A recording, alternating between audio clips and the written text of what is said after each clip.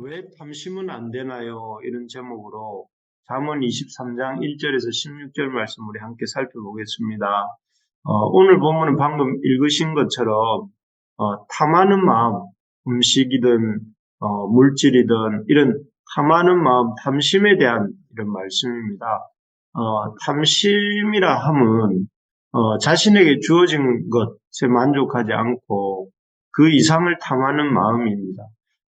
이렇게 자신에게 주어진 것에 만족하지 못하고 그 이상을 탐하는 마음, 이러한 탐심은 이 현대인들 모두에게 있는 마음인 것 같습니다.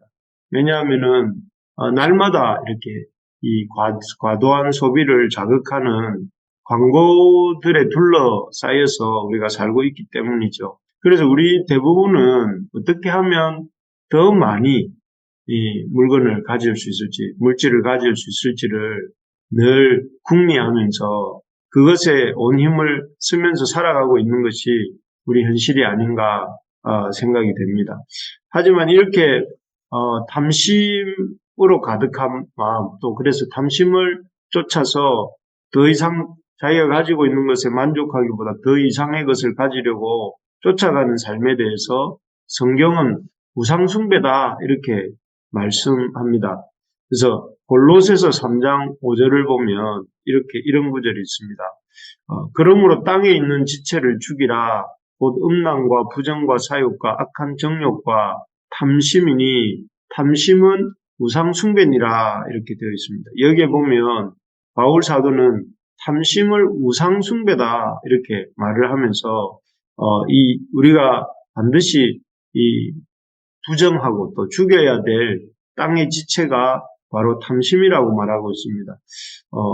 성경은 어떻게 보면 탐심에 대해서 아주 단호하게 이렇게 이 우상숭배라고 말씀하면서까지 탐심을 버리고 또 탐심을 죽이고 탐심을 이렇게 경계하라고 경고하고 있습니다. 그 이유가 뭘까요? 탐심을 어떻게 보면 적당한 탐심이 필요한 거 아닌가 이런 생각이 들 수도 있는데, 그런데 탐심을 성경은 갖지 말라고 그리고 탐심을 죽이고 하나님 앞에 나오라고 이렇게 초대하고 있습니다. 그 이유는 왜 탐심에 대해서 이렇게 경고하는가 하면 탐심에 한번 우리가 빠지게 되면 인생의 목적이 바뀌어 버리기 때문에 그렇습니다. 원래 하나님이 사람을 지으신 목적, 무엇입니까? 그것은 영원한 것, 하나님의 영광과 하나님의 나라를 위해 살도록 우리를 지으셨죠.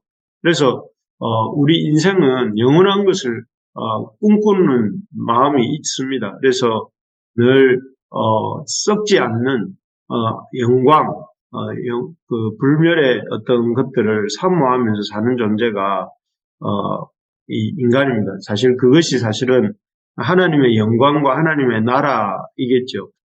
그런데 인간이 이런 탐심에 한번 사로잡히게 되면 그 생각과 그 삶에서 영원한 하나님의 영광이나 하나님 나라의 이런 대한 관심은 온데간데 없이 사라지고 맙니다. 그래서 오직 관심이 더 좋은 것들을 더 많이 갖는 것에 이 관심이 모이게 됩니다. 그래서 본문 5절에 이렇게 보면 이렇게 되어 있습니다. 내가 어찌 허무한 것에 주목하겠느냐. 정령이 재물은 스스로 날개를 내어 하늘을 나는 독수리처럼 날아가리라 이렇게 되어 있는데, 여기에 보면 재물이, 우리가 그렇게 애착하는 재물이라는 것은 때가 되면 스스로 날개를 내어 하늘을 나는 독수리처럼 이렇게 날아가는 것이다. 그래서 5절 앞부분에 보니까 허무한 것이다 이렇게 말을 하는데, 이 허망한 재물을 인생의 목적으로 삼고 살아가게 되는 것이죠. 그래서 참 탐심을 따라 산 사람들이 재물을 엄청 많이 모아놓지 않습니까? 그런데 그런 재물들이 막상 이렇게 어느 순간에는 허망하게 다 독수리처럼 날아간다 하는 것이죠. 마치 아이들이 이 여름철에 그 해변에서 모래성을 아주 멋지게 쌓아 놓지만 저녁이 되면 밀물이 들어와서 그 모래성들을 아주 흔적도 없이 사라지게 하는 것처럼 그 많은 재물도 애착하면서 모아도 결국은 사라지고 만다 하는 것입니다. 참으로 그렇습니다. 우리의 삶의 진정한 목적이 바뀌게 만드는 것이 담심이다 하는 것이죠. 그래서 사실 우리의 삶의 진정한 목적은 많은 것을 소유하는데, 물질을 많이 소유하고 갖고 싶은 것을 더 많이 갖는 데 있는 것이 아니라 썩어지지 않고 쇠하지 않고 더럽지 않은 하나님의 기업, 하나님의 나라 영광에 참여하는 데 있다 하는 사실을 우리가 알아야 되겠습니다. 그리고 이를 위해서 우리 인생의 목적을 향해 나아가기 위해서 우리가 탐심을 이렇게 절제하고 또 탐심을 대적하고 또 탐심을 이길 수 있어야 되겠습니다. 그래서 물건을 또 이렇게 물질을 자꾸만 아끼지 말고 우리가 가진 것들을 가지고 하나님 나라를 위해서 아낌없이 사용할 수 있는 우리가 될 수 있어야 되겠습니다.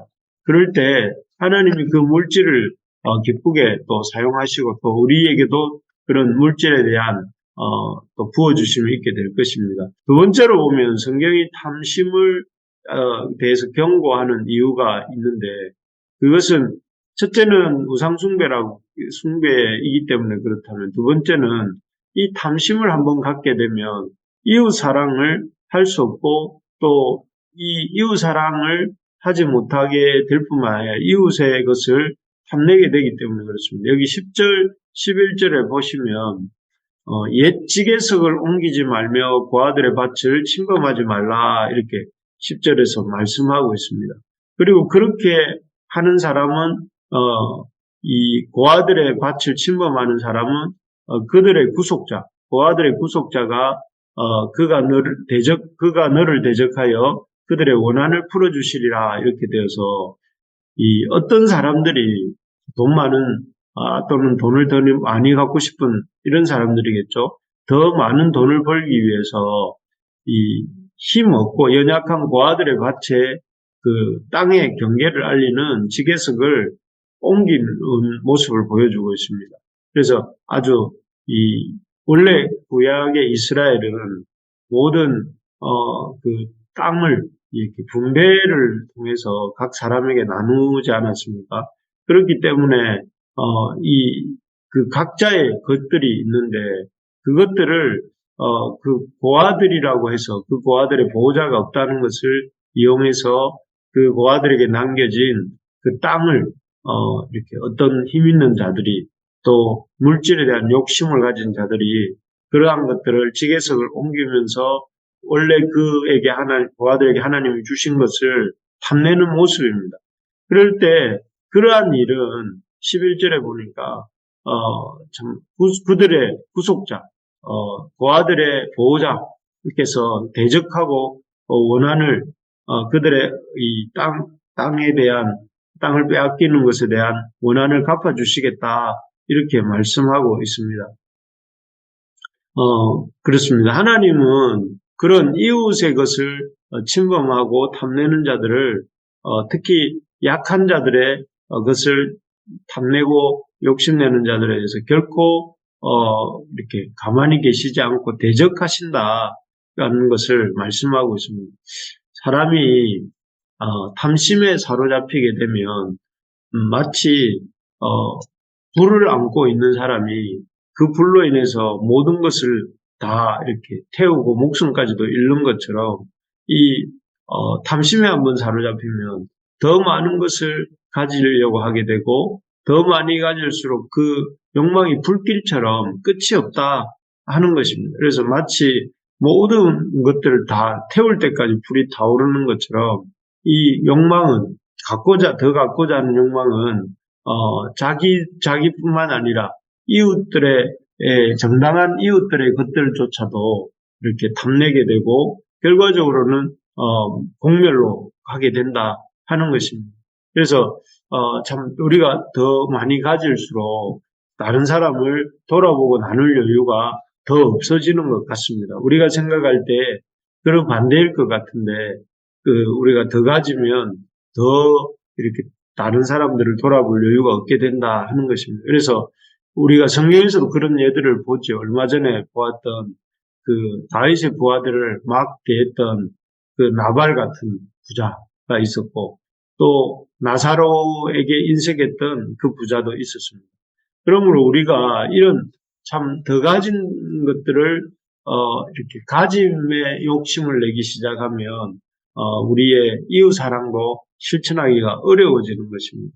그래서 우리가 이런 이웃을 사랑하려고 할 때에 우리가 탐하는 마음을 절제하고 또 그것을 나누는 우리가 되어야 되겠습니다. 말하기는 자신의 우리가 필요한 것 이상의 있는 것들이 있다면 그것들을 좀 이 12월에는 우리의 이웃들과 나눌 수 있기를 바랍니다. 그래서 우리가 이렇게 나눔으로써 우리가 더 많이 가지려고 하는 그런 마음으로부터 벗어나 이웃을 사랑하는 그런 삶으로 나아가게 되기를 소망합니다. 말씀을 맺겠습니다.